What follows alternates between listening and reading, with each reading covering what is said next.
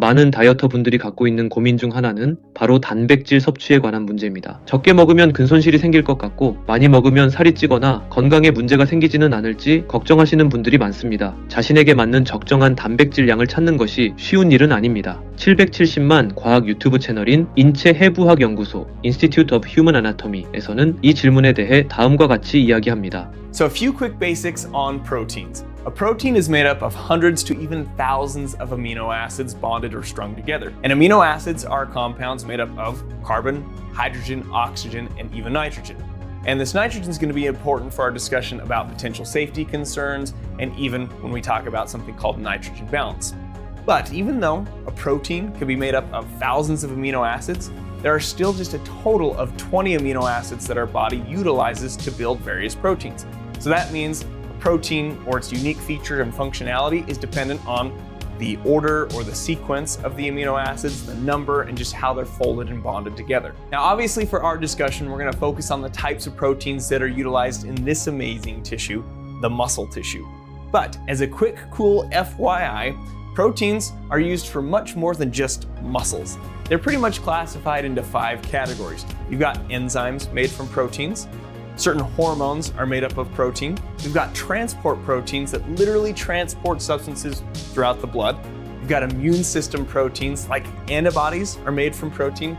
And again, of course, the structural and contractile protein of the muscle tissue that we'll focus on. So how do we know how much protein we need? Well, for us to answer this, it's helpful to understand that protein is in constant turnover throughout our bodies, meaning that throughout a day, your body is simultaneously breaking down proteins as well as building or synthesizing new proteins. So, for example, during resistance training or certain types of exercise, you'd be breaking down more proteins, but during rest and feeding, you'd be building up or synthesizing more proteins. And so this whole synthesizing, building of proteins versus the breakdown of proteins is one of the ways that researchers in labs have figured out how much protein we actually need. And they do this by measuring something called nitrogen balance. Nitrogen balance is the difference between nitrogen intake, which would come from protein intake, and nitrogen loss, which would come from the breakdown of protein. And as we'll learn a little bit later, the byproducts of protein breakdown will get excreted in things like the urine, sweat, and even the feces. But as you may have already gathered, if intake equals loss, then we'd be in this nitrogen balance, and in theory we would need at least that to maintain muscle. But what if we wanted to actually build muscle? Well, then we'd need nitrogen intake to be greater than nitrogen loss and be in a positive nitrogen balance. And the opposite would also be true. If we had nitrogen loss greater than nitrogen intake, we would be in a negative nitrogen balance and could potentially lose muscle. So let's actually talk numbers here. How much protein do you need in a day to be in nitrogen balance or even positive nitrogen balance to build muscle? Well, the recommended dietary allowance, or RDA, for protein for adults is 0.8 grams per kilogram of body weight per day. The RDA is the amount of a nutrient that you would need to maintain your basic nutritional needs. In a sense, the amount you'd need to not get sick and maintain basic physiological functions. So 0.8 grams per kilogram of body weight per day is not going to be enough even for someone who's just relatively active with basic exercise. Definitely not enough for people who do higher intensity exercise, let alone athletes. That recommended range is going to be higher, and we're going to see that ranges from 1.2 grams to 2 grams of protein per kilogram of body weight per day. 여기서 이해를 돕기 위해 아주 기초적인 부분을 짚고 넘어가겠습니다. 보통 단백질 섭취량을 이야기할 때는 체중 킬로그램당 그램으로 표현합니다. 예를 들어 체중당 1g의 단백질을 섭취한다고 하면 체중이 50kg인 사람에게는 50g이 됩니다. 이때 단백질 50g은 순수한 단백질량을 말하는 것이지 식품의 무게를 뜻하는 것이 아닙니다. 예를 들어 닭가슴살 100g에는 단백질이 약 25g 들어있습니다. 그러므로 50g의 단백질을 닭가슴살로 채운다고 하면 그것을 약 200g 먹어야 한다는 뜻입니다. So let's apply some of these numbers to me as an example. Using my body weight of 175 pounds, or about 79.5 kilos, if we went with the lower end of 1.2 grams per kilogram, then I would need about 94 grams of protein per day. But if we went with the higher end of about 2.0, I would need 159 grams of protein. But as you can see, there's quite a big range. If I went with the low end, I would only need 94, but if I went with the higher end, I'd need 159. So why do we have this big range? Now, you might have assumed that it depends on the type of exercise, the intensity of exercise, and even your goals. And you might have also assumed that those who are more interested in increasing size and muscle mass or hypertrophy and muscle strength would want to be at the higher end of that 2.0 recommendation, and you'd be correct with that assumption. But what's very surprising about that is that there are other types of athletes that wouldn't stereotypically be seen as big, huge, muscular people. They're definitely fit in their own right, but they would actually need to be at that higher 2.0 range. So let's go to the whiteboard and plot this out from 1.2 to 2.0 to see where different types of athletes and different types of exercise intensities and modalities would fall, and more importantly, where you would fall. So here we have the protein recommendations plotted on this black arrow, starting as low as the 0.8 grams per kilogram that we mentioned with the RDA, going all the way up to the higher end of that 2.0 gram per kilogram of body weight. We also have different types of exercises plotted in different ranges here, or different types of exercise modalities, and hopefully this will help you figure out where you fall along the spectrum of different protein recommendations. So let's start with the recreational athlete. This would be somebody who exercises a few times a week. Maybe they play basketball with their friends twice a week, or maybe they go on a couple of hikes or walks, but that's the majority of their exercise. They definitely still want to increase from that 0.8 gram per kilogram to above that 1.0 gram per kilogram of body weight. Now the green is actually where a lot of people find themselves in. This would include things like the middle distance endurance athlete. Maybe you like running 5Ks or 10Ks recreationally, or maybe you spend a lot of time on the exercise bike or the treadmill. And this can vary a little bit, and I'll touch on this again when we get to the ultra endurance athlete in just a second. But it also would include the consistent gym goer, that person who's going 5 to 6 times a week. They have like that balance of cardio and resistance training. Maybe they even go to some of the classes offered by the gym. Now this person may have some desire to increase muscle size a little bit, maybe increase their strength, and maybe even a little bit of a focus on muscular endurance, but they're not totally really into like, hey, I don't want to get huge, but a little bit of a size increase would be okay. If that's the case, they may want to come closer to that 1.6 gram per kilogram of body weight.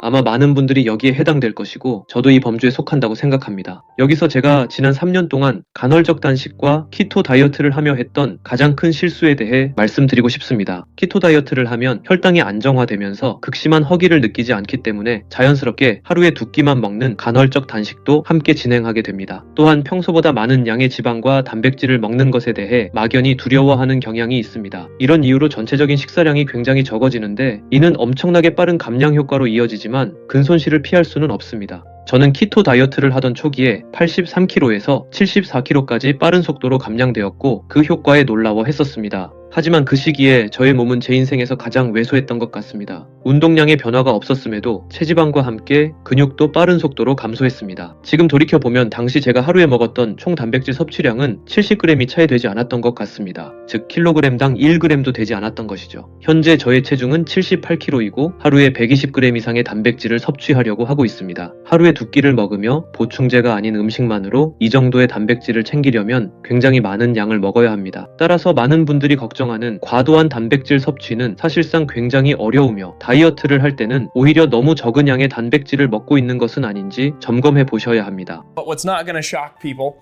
is those who are very active in building muscle, bodybuilders, wanting to do a lot of hypertrophy training. A lot of my friends fell into this category where they wanted to put on a lot of muscle mass.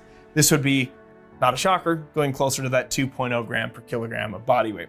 Now, they'll often cycle their training from an active muscle building phase to more of a muscle maintenance phase. And during that muscle maintenance phase, they could technically decrease it a little bit and not have to stay as high at that 2.0 gram per kilogram of body weight. If they stayed there, is it going to hurt them? No, and we are going to talk a little bit about safety concerns, if there are any safety concerns going above that number, but we'll talk about that in just a second because I want to go over this ultra endurance athlete. And this is often very surprising to a lot of students when we first show them this chart because one, this range is so great with the ultra endurance athlete going all the way down to 1.2 all the way up to 2.0.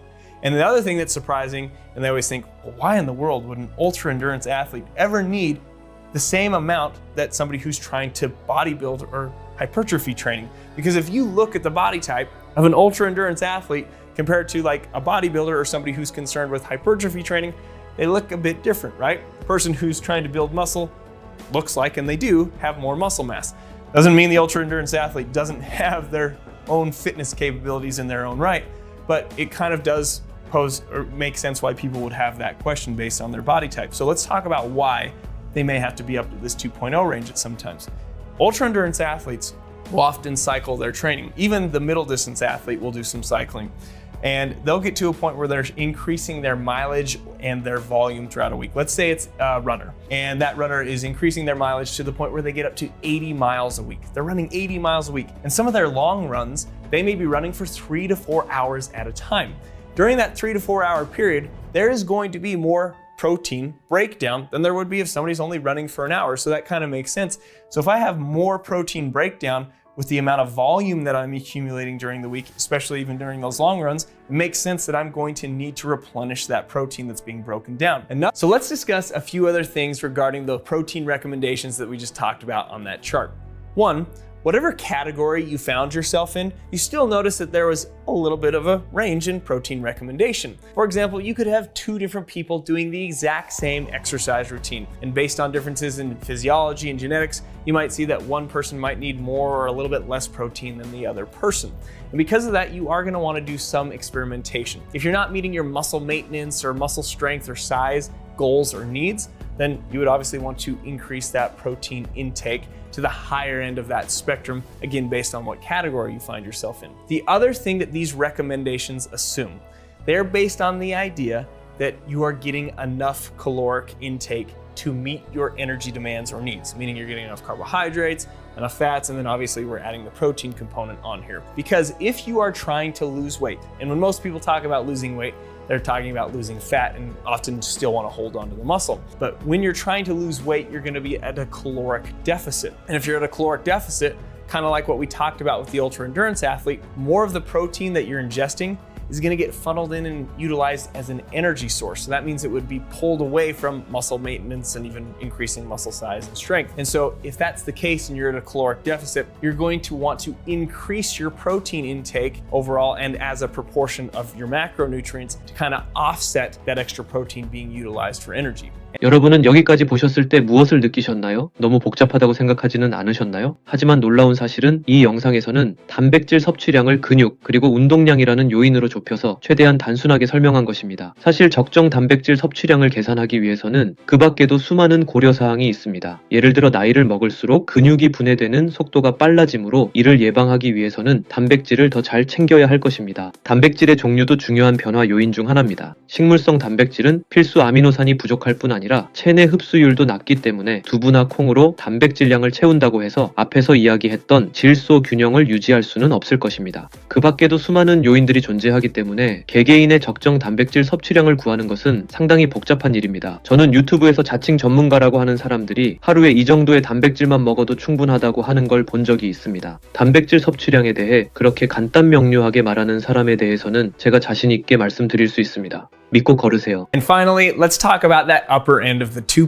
grams per kilogram for people who would consider themselves serious bodybuilders. Is that 2.0 really enough? Because you'll often hear in the bodybuilder realm that you need more than that. 2.5 grams up to 3.5 grams per kilogram of body weight. So the first question that you may think of with that amount of protein is that actually safe? Well, let's talk about protein breakdown in a little bit more detail. When we break down protein in our bodies, there's a byproduct called ammonia. Ammonia is a nitrogen-containing compound that is actually toxic to the body. So then what happens is the liver will convert that ammonia into something called urea. And then urea can be excreted in the urine. Now, our body has a maximum rate at which it can convert ammonia to that urea.